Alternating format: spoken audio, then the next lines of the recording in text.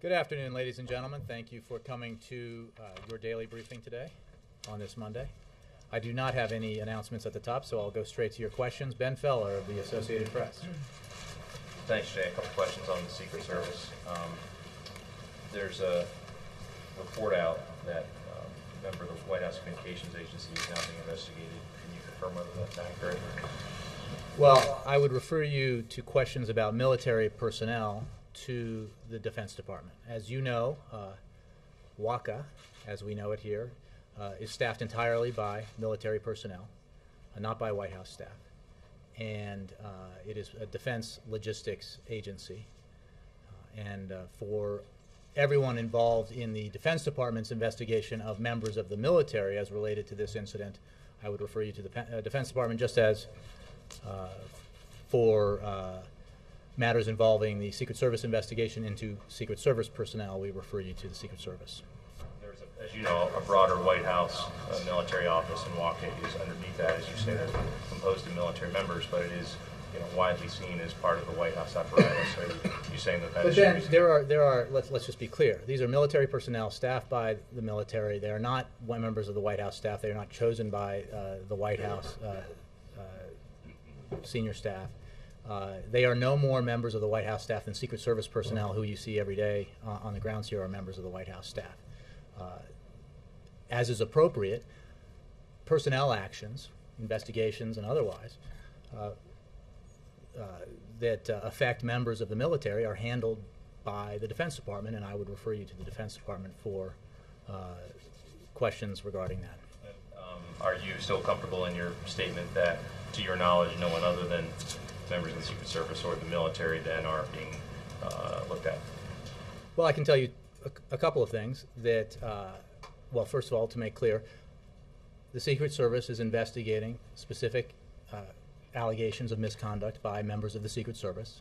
The Defense Department is investigating specific allegations of misconduct by members of the military. There have been no specific, credible allegations of misconduct by anyone on the White House advance team or the White House staff. Nevertheless, out of due diligence, the White House counsel's office has conducted a review of the White House advance team, and in concluding that review came to the conclusion that there is no indication that any member of the White House advance team engaged in any improper or conduct or behavior. So simply out of due diligence, over the last several days, that review was conducted, and it produced no indication of any misconduct. Okay, glad I asked. On the comment over the weekend from Senator Lieberman, talking about one member of the Secret Service who stayed at the hotel where the president eventually stayed. This obviously happened before the president got there. Mm-hmm. But the quote was, "Now you're into the hotel where the president of the United States was going to stay," and it just gets more troubling. Mm-hmm. Do you agree with that line of thinking, or is that overstated? Well, I think the incident itself is troubling. The allegations that we've seen are troubling. The investigation in both cases, both the Secret Service investigation and the Defense Department investigation, they are both ongoing. So as was the case last week, I'm not going to make any broad statements about our assessment of it, its broader meaning, what further steps that might need to be taken once the investigations are concluded. It's too early for that. The investigation, speaking now specifically about the Secret Service, obviously began right away, is ongoing, but has produced results, if you will, in terms of personnel who have been separated or separated themselves from the agency. But those broader questions about what it all means, if you will, for the agency and its mission, I think are better left until the specific incident itself is thoroughly investigated. Thanks very much.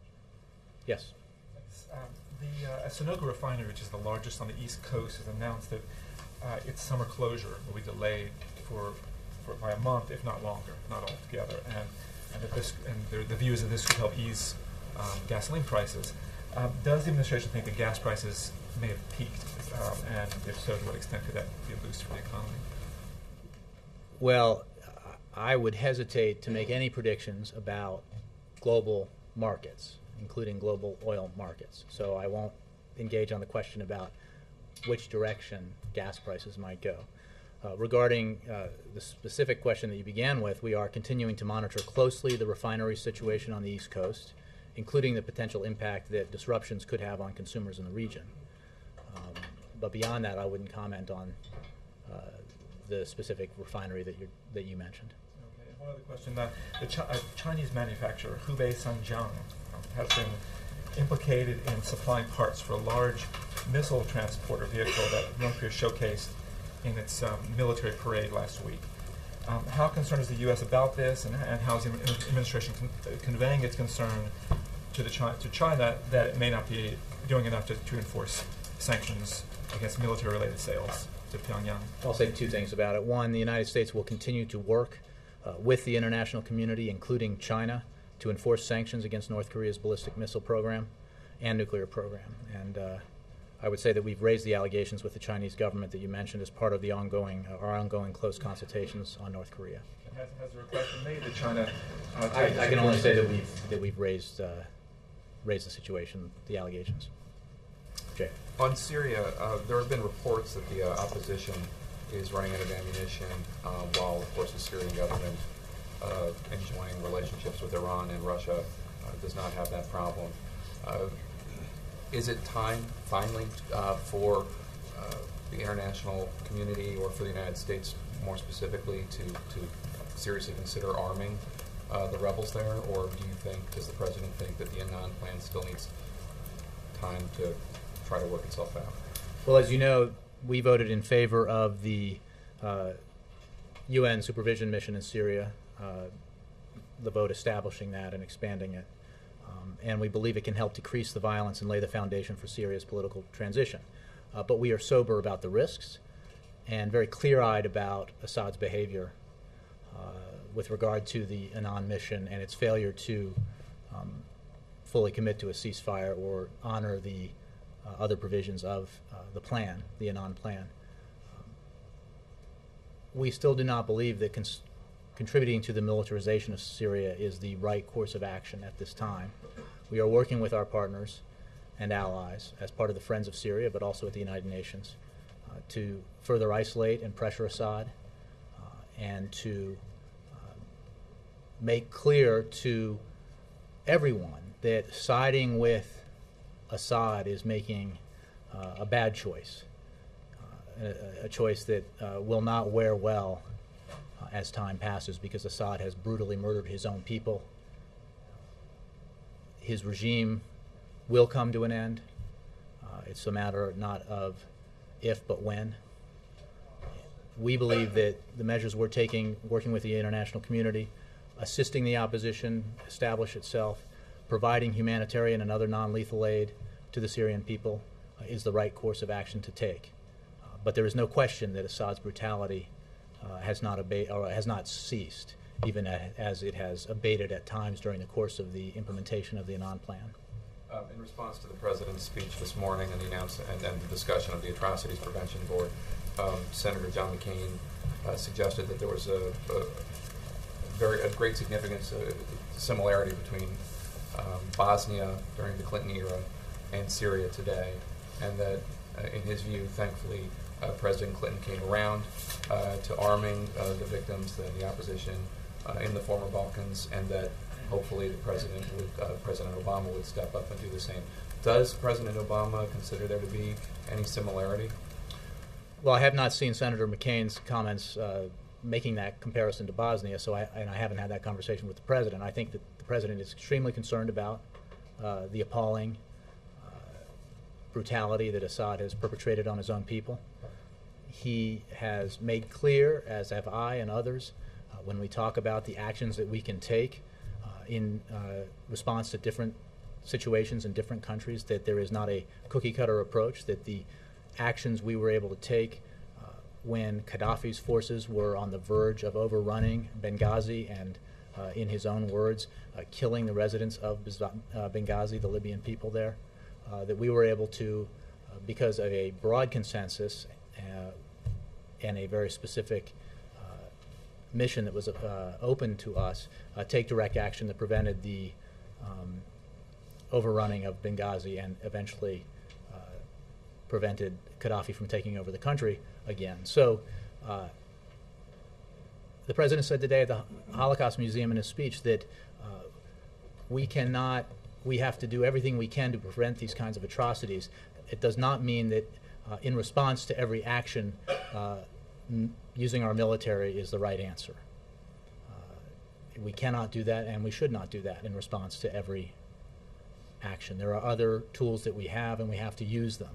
And right now, that is the case with regards to Syria, and that's the approach we're taking. Nora? In terms of the White House counsel's investigation, how long did that go on for? When did it begin? Interviews? It began on Friday and had concluded over the weekend.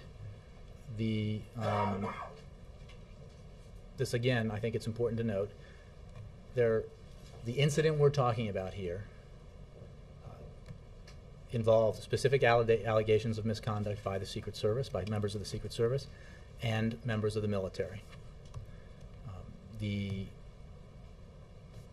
decision to conduct a review was here internally was simply done out of due diligence.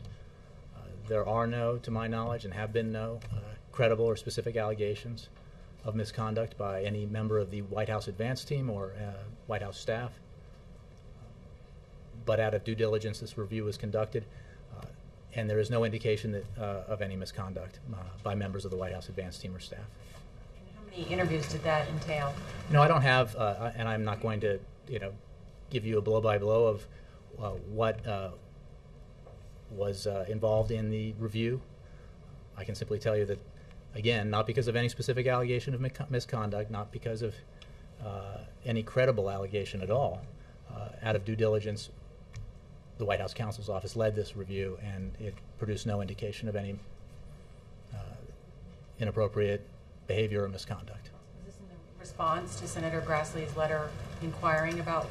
No, it was a decision to simply act with due diligence and out of an abundance of caution to do this review. Not because there's any, there are specific things that happened that we know that happened that led to the revelation of this incident. There are specific individuals involved in the investigation by the Secret Service, of the Secret Service, in the investigation of military personnel by the Department of Defense.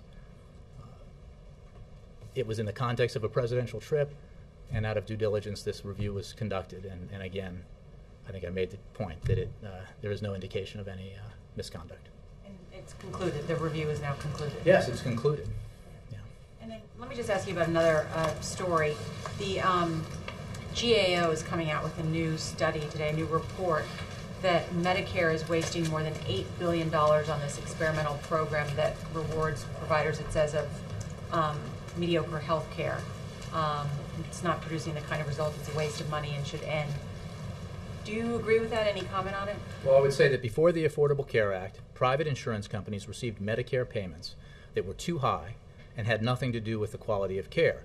Thanks to the Affordable Care Act, the new health care law, we are on track to cut $200 billion in unwarranted payments. This was a much focused upon element of the Affordable Care Act. Medicare continually monitors its programs to ensure they are achieving their goals, and the temporary demonstration program that you're referring to is important to identifying ways to improve the quality of care in Medicare Advantage. And since we're on the subject, I would call your attention to a report from CMS today indicating that the health care law will save the Medicare program over $200 billion through 2016. Additionally, people with Medicare will save nearly $208 billion thanks to the new law. Can I just follow on that? Sure. My understanding is that under the Affordable Care Act, that Congress cut Medicare payments to these managed care plans, known as Medicare Advantage, as you pointed out, and then authorized these bonus payments to provide high-quality care. But the investigators with the GAO found that, in fact, the bonuses went to average-performing plans. Well, I understand what the report says, but let's put it in context here. One, we think that the demonstration project that you're referring to program is important to identifying ways to improve the quality of Medicare Advantage. One of the things we found in the policy process that led to the Affordable Care Act is that Medicare Advantage, that there could be significant savings from Medicare Advantage because of overpayments. And in fact, we're phasing out over $200 billion in overpayments to Medicare Advantage plans on schedule. Before health care reform, everyone with Medicare, even those who weren't in a Medicare Advantage plan, paid higher premiums to support those Medicare Advantage programs, so those overpayments rather. So the context here is one of squeezing savings out of Medicare Advantage programs, reducing overpayments through these programs. And this demonstration project is simply a way to, we believe, ensure that these programs are as cost efficient as possible. Let me move around a little bit. Anybody? Mark? Jay, did White House counsel launch the review on her own authority? Yes.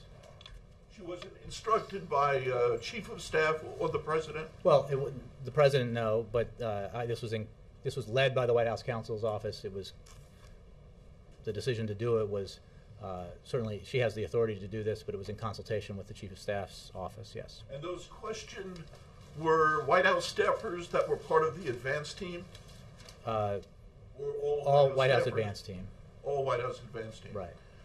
When the President met with Director Sullivan... I mean, again, without getting into the specifics of what the review entailed, it was a review of the White House advance team and those people on it. No, I was not in Columbia in advance of the President's arrival. Right. I got there when he did. When the President met on Friday with Director Sullivan, did the Director offer his resignation? No. Laura, and then I have a couple questions about the executive order this morning. The first is, why is it limited to just Iran and Syria? Why not? There are other countries that use technology to suppress protests in a variety of human rights abusive ways. So why is it limited to those two countries? well, I think I would take that in two ways. First, I can get back to you with more specifics about the narrow focus. One obvious reason is we have a circumstance where the use of technology to suppress human rights is very clear and evident by these two regimes. The EO degrades the ability of the Syrian and Iranian governments to acquire and utilize technology to oppress their own people. It sends a clear message that the U.S. recognizes and is committed to combating this new and growing human rights threat. It holds accountable those government officials, companies, and individuals committing or facilitating human rights abuses. And as part of that process, further isolates both Damascus and Tehran. So you're certainly right that, unfortunately, in this world, these are not the only regimes that oppress their people or use technology to do it, but these are specific cases that we are focused on right now that this EO can have a direct impact on. You're focused on these because it's very clear and evident in these cases, but not as clear Again, and evident in others? I can work with you and get more information for you on the decision behind focusing the EO on these two bad actors, but I don't think there's any disagreement really anywhere outside perhaps of those regimes themselves that these are two bad actors. The other question is, does this have any impact on companies that supply this technology directly to these governments? There's a lot of examples of cases where you've had companies perhaps knowingly sell technology used to do this. I'll have to get back to you on the implementation of the EO and what its impacts and ramifications are. I know there are designations involved with the EO, similar to other sanctions and things that we've done, but in terms of the companies involved, I'll have to get back to you. Thanks. Ed and Kristen. Thanks, Jay. Just wanted to go back to Medicare, Nora's question about Medicare.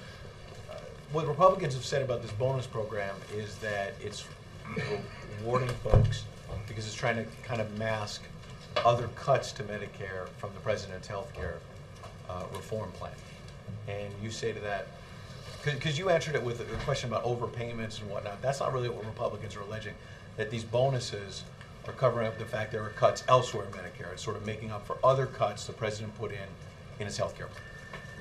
Well, we've been highly transparent about the savings that are produced because of the Affordable Care Act. As described by the CBO, the significant deficit reduction brought about by the Affordable Care Act after 10 years, and the truly substantial deficit reduction created in the second decade after implementation of the Affordable Care Act. the savings that are part of that are very important. But this is not, this is Medicare Advantage, as you know, prior to the passage of the Affordable Care Act, had a big problem with overpayments that the Affordable Care Act addressed and will bring about a reduction of $200 billion in overpayments. As part of the overall Affordable Care Act, as part of the Affordable Care Act's overall treatment of Medicare Advantage plans, this demonstration project, we believe, is important to increasing the efficiency of the Medicare Advantage plans. So, we just have a disagreement about this, I think. More broadly on Medicare, I know Secretary Geithner's going to be talking, I think, in a few minutes about the trustees report, but more broadly, the early reports have suggested that Medicare is going broke faster than expected, maybe as early as 2018. I know he's going to address the details, but how does the president go to voters this year and say that he's protecting senior citizens if Medicare is going broke faster than people expect?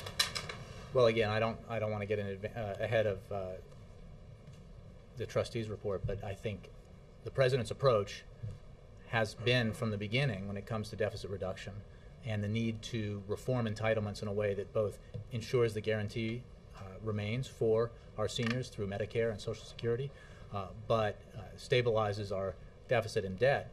I mean, that is the approach he's taken with every negotiation he's had with members of Congress, leaders in Congress, on deficit reduction.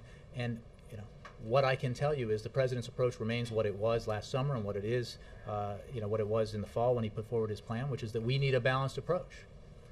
One way we can ensure that we maintain our commitment to seniors through Medicare and through Social Security is not to cut them so substantially in order to give more tax cuts to the wealthiest Americans. We don't need to do that. If we take a balanced approach to deficit reduction, we can, as the president has proposed and as he has the position he took in his negotiations with members of Congress, leaders of Congress, if we cut discretionary, non-defense discretionary spending, which he has done and signed into law to bring that spending to its lowest level since the Eisenhower administration, if we cut our tax expenditures, if we reform our tax code in a way that increases revenue, and then we reform our entitlements in a way that preserves the guarantee, we can make huge strides towards getting our deficits and debt under control without doing it on the backs of senior citizens and the most vulnerable. The report said Medicare was going broke in like 2024. Now it says it's going broke in 2018. So doesn't it sound like everything you just said is not really working because it's going broke? Well,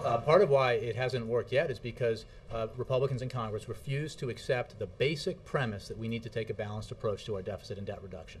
They are out there telling the American people through the Ryan Republican budget that we need to dramatically cut taxes on the wealthiest Americans, dramatically, and we will pay for that in large part by gutting discretionary spending programs, investments in education and innovation and basic research, in infrastructure, and by ending welfare, Medicare as we know it, ending Medicare as we know it by basically turning it into a two-tiered system, that's half privatized through vouchers, that results in the healthiest seniors gravitating towards one system and the sickest, oldest seniors in the other, which basically ends the program and the guarantee as we know it. And none of that is necessary if you do not accept the premise, or if you do accept the premise that we need to take a balanced approach. So I certainly hope, and the president hopes, that under pressure from their own constituents, Republicans will reconsider their refusal to adopt a balanced approach. The same approach that every bipartisan commission that's looked at this has endorsed. The same approach that not just Democrats, but independents and Republicans across the country endorse. The only outliers here are elected members of Congress of the Republican persuasion. Last thing on Columbia, did the White House counsel check the hotel records down in Columbia to see if any White House advance or White House staff I'm not going to get into the specifics.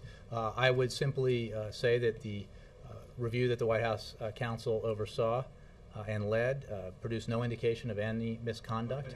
And again, I'm not going to get into specifics of it. And what I also won't do is engage in speculation about. There is no specific. Service has been checking records down. Do you have a specific allegation? I'm just saying, did they check records? Because there has records? been no specific allegation of misconduct And again, I'm not going to get into all the details of the review, except to say that Yes, they did, and there was nothing there. I'm not, because I am not going to describe every aspect of this review. I will simply say that the review has been conducted. There is no indication of any misconduct by any member of the White House advance team. Brianna. Jay, on this Kristen, review, sorry, It's okay. you're next. Sorry, I did say you. Brianna, go ahead. Outside of the White House, who will you provide details of this review to? Can I just make clear, we have an incident where there were specific allegations of misconduct by members of the Secret Service, specific allegations of misconduct by members of the military, and there are investigations into both those matters by the Defense Department and the Secret Service. There is no allegation of misconduct by anyone on the White House advance team or staff. There's been concern by No, there's been rumors published on the internet by people with no editors and no conscience, but there is no specific allegation of any kind of misconduct here, and only out of due diligence have we conducted this review, which revealed what we thought to be the case, which there was no misconduct by members of the. There were concerns on the Hill from Republicans. Also, Senator Lieberman felt that the scope should be. I'm just wondering. Right, and what if I'm there saying any is that movement. the review has been conducted, and there's no purely- indication of any It's- misconduct. I'm just trying to be clear. So it's Mhm. purely for internal White House consumption. Again, There were look, results what of I the can say, review. if someone comes to us with some credible allegation that anybody at the White House was involved in any inappropriate conduct, I'm sure that we'll look at it. But there isn't that. There is some attempt by some to throw rumors out there. But again, we had specific behavior that led to this investigation, specific actions that led to the investigation by the Secret Service and by the Defense Department of their personnel. We conducted a review simply out of due diligence of our people, White House advance team, and it produced nothing. So I think that that's where we are right now. Will the president continue to receive regular updates from Director Sullivan? Well, I don't know about Director Sullivan. We are in contact regularly with the Secret Service about the investigation, and I'm sure that he'll be briefed accordingly. I don't have any meetings or conversations between the president and the director to preview for you. Okay. And then Egypt canceled its natural gas deal with Israel. Mhm. In 2005, Egypt and Israel described the deal as enhancing peace and stability in the Middle East. How does the White House view this development? Well, we've seen reports of that nature, and we're seeking more information. I think it's important to note these are private companies, and I'd refer you to the companies involved for more details. Or they're companies; they're not governments. It's important to note that both Egypt and Israel have both said they remain committed to their peace treaty, and as we've made clear in abundance, we strongly support the peace treaty and the Egypt-Israel relationship. What do you see it though as an indication of? I mean, are you prepared to? Well, I would publicly- point, when we talk about peace treaties between nations, and in this case a peace treaty between two nations, we look to the governments for what they say about them, and both Israel and Egypt have said that they remain committed to that peace treaty, and the two companies involved, the action that was taken by with regard to this matter involves two companies, and I would refer you to those companies for more details. But I mean, it's seen as a breach of an agreement. It's not seen. It's widely Well, again, seen but as something this to is be this is an concerned agreement about. between two companies, not an agreement between two governments. Roger, Kristen, sorry, then Roger. If the White House review started Friday, why are we just learning about it today? Why not announce it Friday and say, Well, we're Kristen, gonna it's start this it's an review? internal due diligence review. It's not, this is that there are a lot of things that well, let me just say, specific allegations of misconduct by the Secret Service, specific allegations of misconduct by members of the Department of Defense, specific investigations accordingly. As a matter of due diligence, we have taken a look at our personnel who were involved in the president's trip to Colombia, White House advance personnel who were there in advance of the president, and there's no indication of any misconduct by them. So I think a couple of days to conduct this review and reach that conclusion is pretty, both enough time and hardly a long time. And going Going back to the President's meeting with Director Sullivan, can you give us a sense of the tone of that meeting? Well, I'm not going to get into details about specific meetings or conversations the President has in the Oval Office. I think you would not be surprised if I told you that it's a serious matter, and so it was a serious discussion. But beyond that, I can't really describe it. And can you explain why it took the Director a week to brief the President? Was that because the investigation was going on? I think I told you daily when you asked me that the President was being kept updated on the Secret Service investigation and this matter, that the Director himself was personally in contact with senior members of White House staff, and senior members of White House staff were in contact with other senior members of the Secret Service. So there was plenty of communication happening. The President has a lot on his plate. This is an issue that warrants investigation, and it is being investigated appropriately, but it is not something that is his highest priority. He's dealing with trying to keep our economic recovery going, trying to help the economy continue to create jobs, as it has done now for 25 straight months, and working to ensure that our national security interests are protected. So he's been appropriately briefed. He met to be briefed directly by the Secret Service Director on Friday, and he'll continue to be briefed appropriately. And also, Jay, Senator Susan Collins said this weekend that Secret Service Supervisor Paula Reed, who we all read about this weekend, acted decisively and appropriately in Cartagena, and I can't help but wonder if there had been more women as part of that detail if this ever would have happened. Is there a point there? Should there be more women as part of the Secret Service? Well, I would simply say, as I did earlier, that assessments of the institution, culture, broader questions about the mission, I think need to be held in reserve while this investigation into a specific incident is completed. And in many ways, I think that those questions will be looked at broadly, but also specifically by the Secret Service, as is appropriate. But so I don't have a comment specifically to that beyond what I've said. Victoria?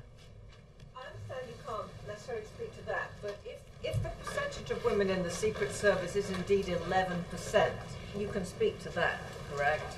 Again, I can't. I'm not familiar even with that figure. I would simply say that questions about the mission, the institution, broader questions about the Secret Service that arise from this incident and this investigation, I think, at least from here, I will resist answering because it's not appropriate while this investigation is ongoing. And I think that those questions in many ways will be and should be addressed to the Secret Service itself, but they are focused on this investigation into this incident at this time. And it wouldn't be appropriate for me to make broad observations about the institution during this period. Would you agree that if that figure is correct, it's very low? Well, again, you're saying if that figure is correct, what do I think about it? I don't know that figure to be correct or incorrect. Well, you comment on 11% as a percentage. Well, again, it's a law enforcement agency. I don't know how that compares to other law enforcement agencies. I would simply ask that you can ask the questions, but I would ask for understanding for why I'm not going to make broad assessments of the institution itself, its mission, its culture, while this specific investigation is going on. Jay? Sorry, Scott and April. I mean, Roger, did I call on you and then I didn't? Okay. Roger, Scott, April. Thank you. There was a story over the weekend in the New York Times about Walmart. Store officials in Mexico allegedly bribing local officials to get stores open faster.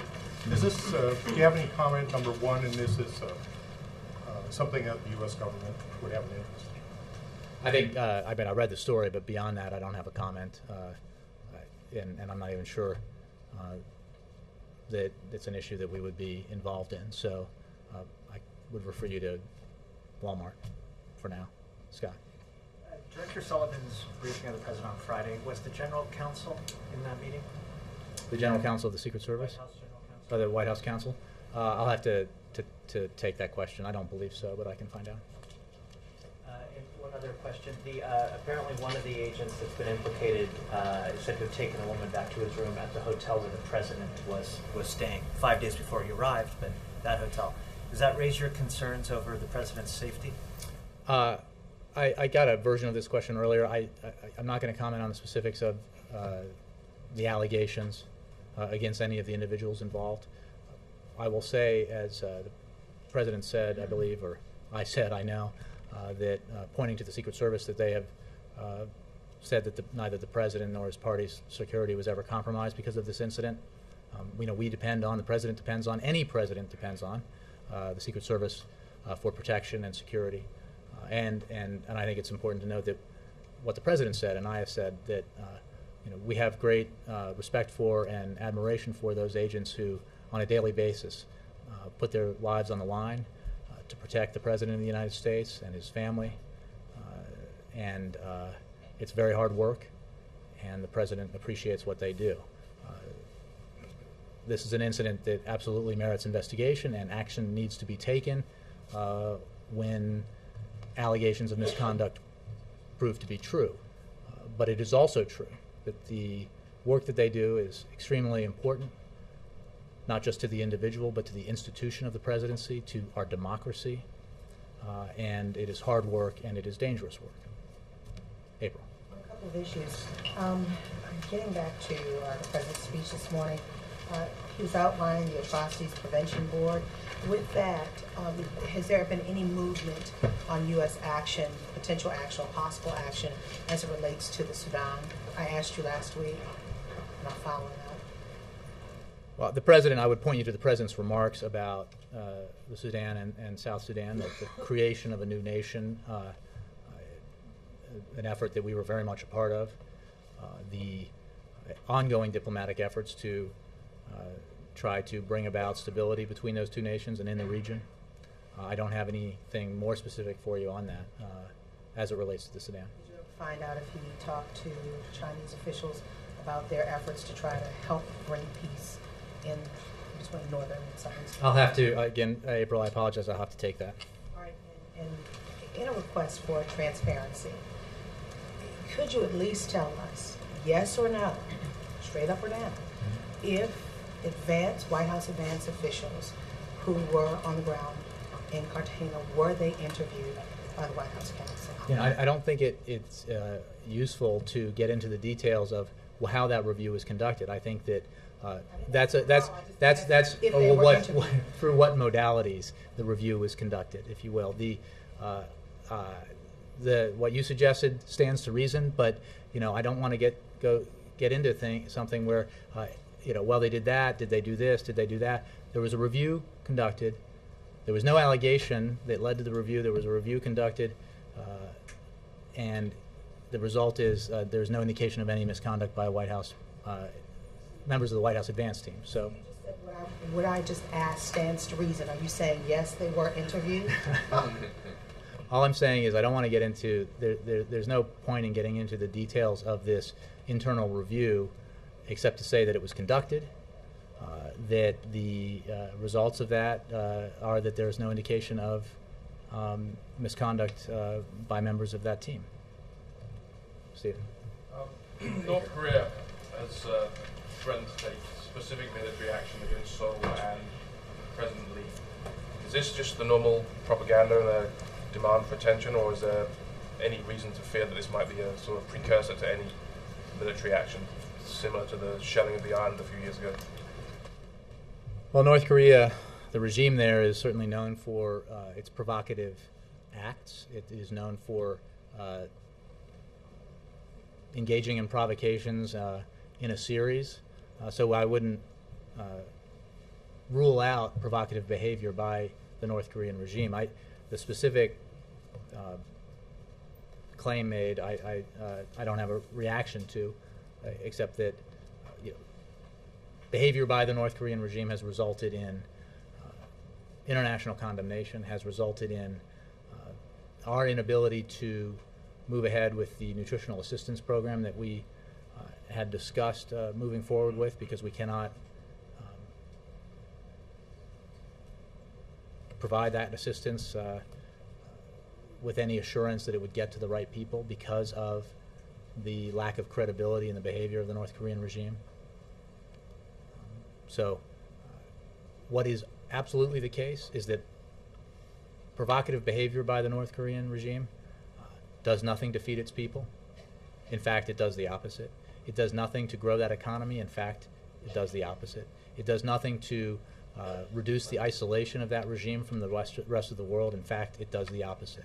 There is a door open to Pyongyang, a door open to that regime if it chooses to walk through it, which is to renounce its nuclear weapons program, to abide by United Nations Security Council resolutions, and to re-enter the community of nations.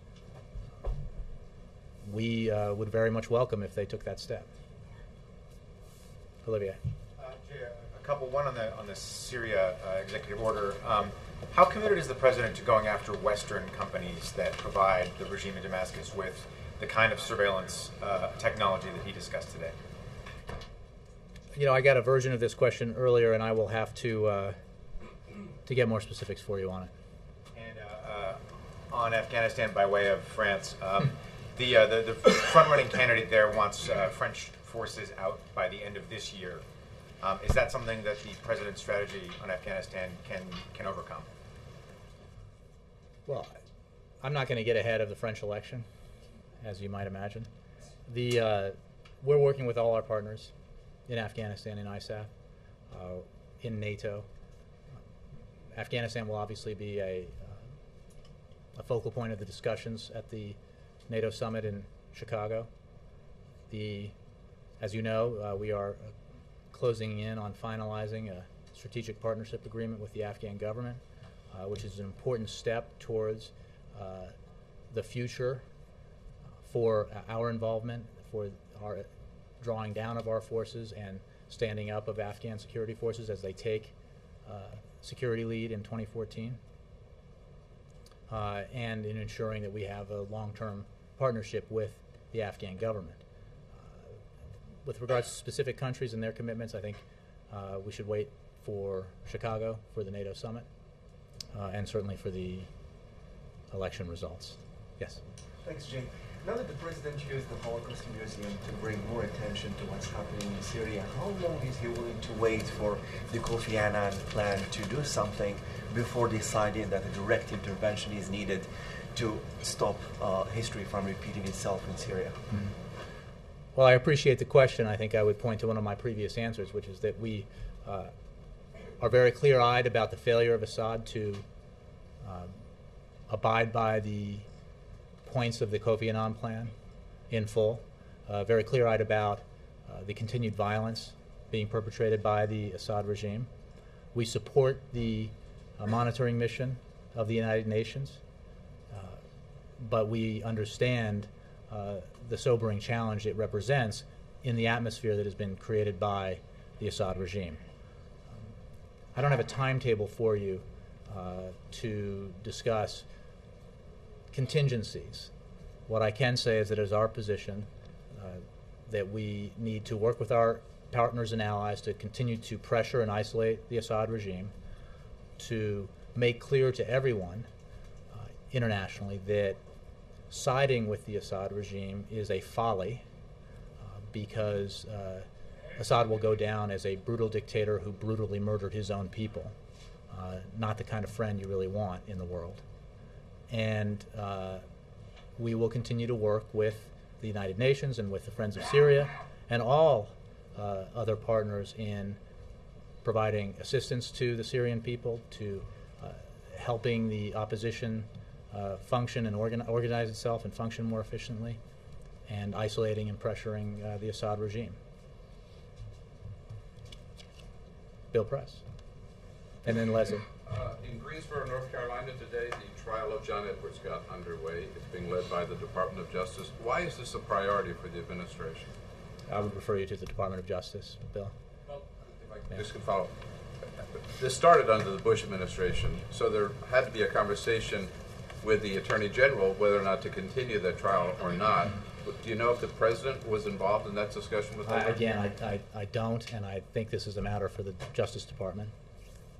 Leslie, did you have some? Yeah, and it's sort of along the lines that Laura was asking about on the Syria and Iran sanctions, and whether or not it could be extended at some point, or if there's talk of to other countries like China that uses technology to keep tabs on dissidents. Well, I think the executive order specifically targets 2 countries for their behavior and their use of technology to engage in human rights abuse. I don't have the executive order targets those 2 countries. It does not include other countries within it, but we obviously have a very clear stand on human rights abuses writ large by all countries, and this specific executive order has to do with 2 countries and their behavior and their use of technology to suppress their own people. Thank you, Jay. Amy, last one. This trip this week to the colleges, the Romney campaign has sort of seized on this data, basically saying that a lot of young people are unemployed. How are you guys responding to that? I saw that report, and the logical conclusion of that critique is that they believe Americans shouldn't get educated because it's not worth it. And there's not a single economist with a degree worth more than the paper it's printed on who would agree with that assessment. It is absolutely a fact that those who have college degrees are half as likely to be unemployed as those without. Now, there is no question that we continue to be in a period of recovery from the worst recession since the Great Depression, a recession, a terrible, terrible recession that led to the loss of 8 million jobs, a terrible, terrible recession that was precipitated in part by the policies of the previous administration, policies that some of the critics that you mentioned want to return to in whole. I think that's a bad idea, and I think their assessment of the value of education in the current economy is a little suspect. Thank you all very much. Oh, I don't want to steal his thunder, so I urge you to listen to his speech. Thank you.